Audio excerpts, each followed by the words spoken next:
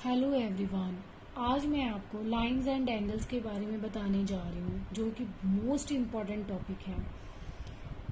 सबसे पहले आपको चैप्टर स्टार्ट करने से पहले कुछ आपको मैं इंट्रोडक्शन देना चाहती हूँ इस चैप्टर की, जो बहुत ही इम्पॉर्टेंट है। विदाउट इंफॉर्मेशन आप ये चैप्टर को सॉल्व नहीं कर सकते। सो ये बहुत इम्पॉर्टेंट है कि आप ध्यान से सुनिए। पहला है लाइन। लाइंस तो हमें पता है कि लाइंस होती क्या है, लेकिन लाइंस दिखती कैसे हैं ये आपको समझ में आना चाहिए। लाइन तो सभी को पता ही होगा कि लाइन जो होती है वो ऐसे होती है।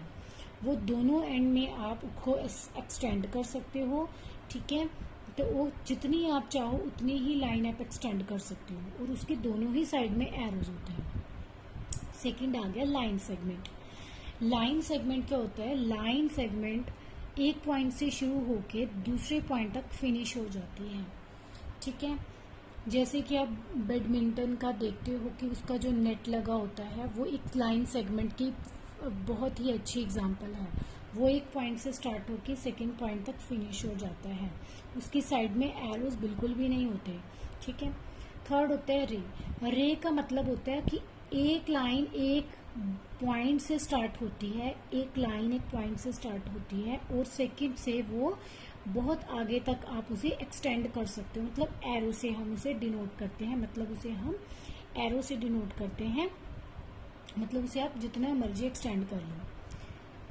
Collinear points. कॉलिनियर पॉइंट्स होते हैं, collinear points is a very very important. बच्चे इसको भूल जाते हैं। जब भी मान लो 3 points, A point, B point और सी पॉइंट, ये तीनों ही पॉइंट्स एक ही स्ट्रेट लाइन में अगर मिल जाएं, अगर वो मीट कर जाएं, तो उसको बोलते हैं collinear points. Non collinear points इसका उलट हो जाता है। कोई भी 3 पॉइंट्स ए, यहाँ पर बी और यहाँ पर सी, पर ये एक सीधी लाइन में, स्ट्रेट लाइन में मीट नहीं होते। ए और बी तो मीट कर रहे हैं, लेकिन C point is not on the straight line, so it is called a non collinear points.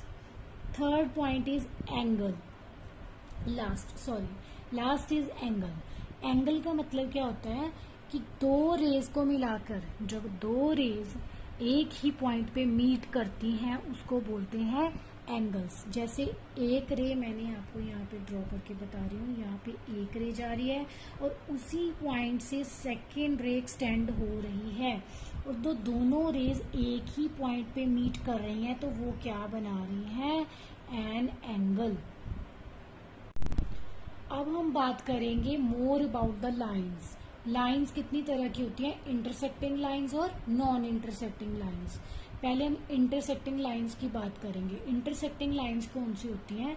जैसे कोई भी 2 लाइंस हैं, जैसे ये मैंने ड्रॉ कर दी है, ठीक है। ये 2 लाइंस किसी एक पॉइंट पे मीट करती हैं, उसके कट करती हैं, उसे बोलते हैं हम इंटरसेक्टिंग लाइंस, ठीक है। कोई भी 2 line A B C D, ये लाइंस हैं और ये एक ही पॉइंट पे जिसे कट करती हैं वो होती हैं इंटरसेक्टिंग लाइंस, जो कट कर जाती हैं। नॉन इंटरसेक्टिंग लाइंस क्या होती हैं? जो कभी भी एक दूसरे को कट नहीं करती, ठीक है। जैसे ये एम लाइन होगी, ये एन लाइन होगी, तो ये दोनों ही एक दूसरे को कट नहीं करते, और इसका अल्टरनेटिव नेम होता है पैरेलल लाइंस। पैरेलल लाइंस, हम इसको पैरेलल लाइंस भी बोलते हैं और नॉन इंटरसेक्टिंग लाइंस भी बोलते हैं। ये कभी भी एक दूसरे को कट नहीं करती। फॉर एग्जाम्पल जैसे रेलवे ट्रैक, रेलवे ट्रैक क्या होता है? वो रेलवे ट्रैक की जो दोनों लाइंस होती हैं वो कभी भी एक दूसरे को मीट नहीं करती। अगर मीट कर जाएं तो वहाँ पे एक्सीडेंट होने के चांसेस बढ़ जाते हैं। सो इसीलिए उसको रेलवे ट्रैक के होते हैं, नॉन इंटरसेक्टिंग लाइंस होती हैं, उसे हम पैरेलल लाइंस भी बोलते हैं। अब हम बात करने जा रहे हैं टाइप्स ऑफ एंगल्स की। सो पहले है कॉम्प्लीमेंट्री एंगल्स। तो कॉम्प्लीमेंट्री एंगल्स क्या होता है? जैसे मैं आपको सबसे पहले दिखाता हूँ कि कॉम्प्लीमेंट्री एंगल्स दिखने में कैसी होती है।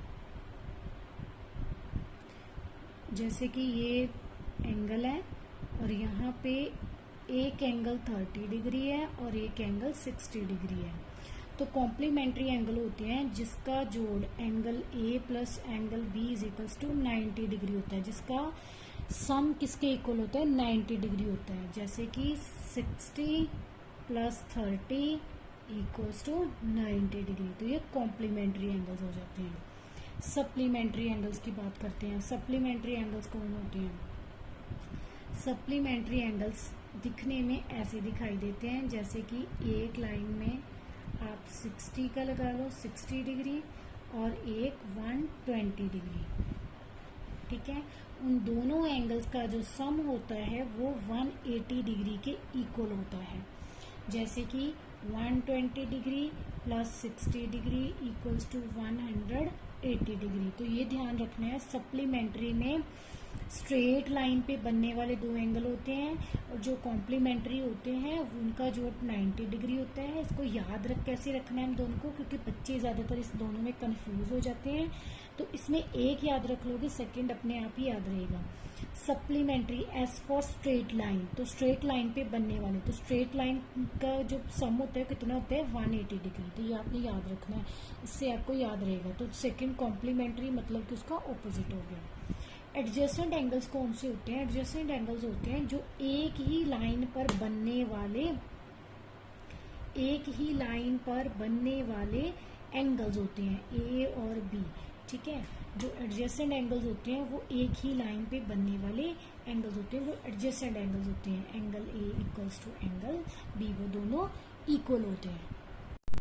अब हम आपको बताने जा रहे हैं लीनियर पेयर्स ऑफ एंगल्स क्या होते हैं। जो एंगल स्ट्रेट लाइन के,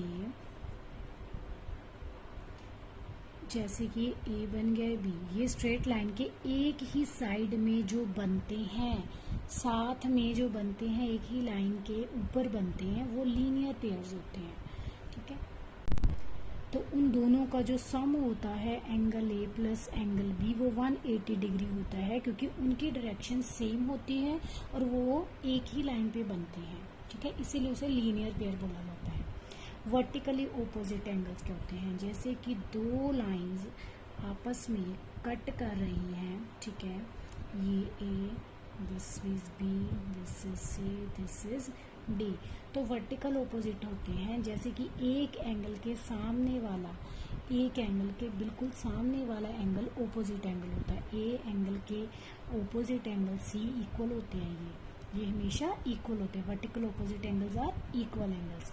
angle D is equals to angle B angle. I hope कि यहाँ तक आपको समझ आ गया होगा। अब हम पढ़ने जाएंगे कॉरेस्पॉन्डिंग एंगल्स, और ये हम एक फिगर की हेल्प से जानेंगे। जैसे कि एंगल है 1 2 3 4 5 6 7 8, ठीक है। ये दो लाइंस है एम और एन, उसे कोई लाइन एल काट रही है। तो इसके बाद हम कैसे जानेंगे कॉरेस्पॉन्डिंग एंगल्स कौन से होते हैं?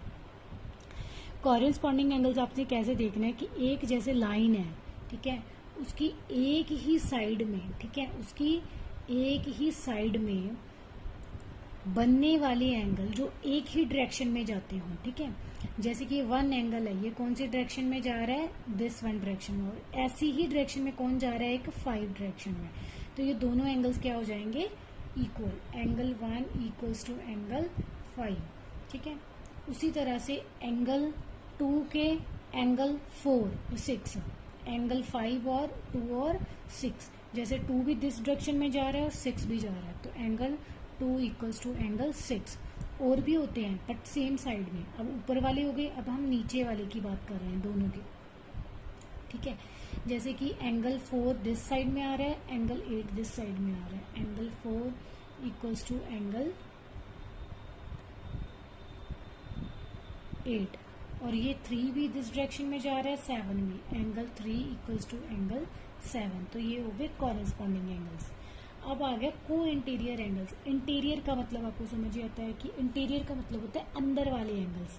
इंटीरियर अंदर वाले एंगल, जो अंदर वाले एंगल्स होते हैं, ठीक है, इंटीरियर। तो को इंटीरियर होते हैं, जैसे कि मैं बात कर रही हूँ 4, जैसे कि यहाँ पे 4 है तो 5 है, ये दोनों ही जो लाइन काट रही है उसके अंदर वाली साइड बन रहे हैं और एक ही लाइन पे बन रहे हैं। अंदर वाली साइड 4 और 5 एक ही डायरेक्शन में बन रहे हैं, तो ये को इंटीरियर एंगल्स हो जाएंगे। ठीक है, जैसे कि अगर मैं इसकी बात करूं, एंगल 4 और एंगल 5 को अगर मैं सम करूं तो वो किसके इक्वल हो जाएगा, 180 डिग्री, क्योंकि वो एक ही लाइन पे लाई कर रहा है। उसी तरह से और कौन से को इंटीरियर हैं, जैसे 3 और 6, एंगल 3 और 6, अगर इन दोनों को भी मैं प्लस करती हूँ तो इनका एंगल 180 बन जाता है।